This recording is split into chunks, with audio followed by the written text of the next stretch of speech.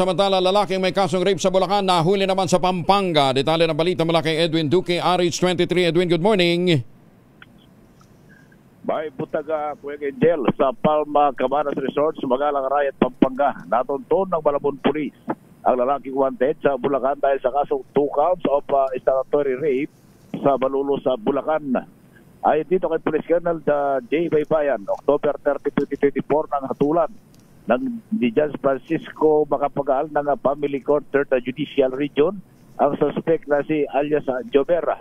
Nagtago umano ang suspect na matunugang kinasuhan siya ng kanyang naging biktima hanggang sabay makapagsabing sa Pampanga ito nagtatrabaho. Kagabi ay agad isinorbela sa suspect matapos makuha yung warrant of arrest ay agad na kumilos ang Malabon Police at nagresulta naman ng kanyang pagkaka-aresto. RH23, Edwin Duque, nagulat sa Lisa Rich, una sa Pilipinas, una sa Pilipino. Maraming salamat, Edwin.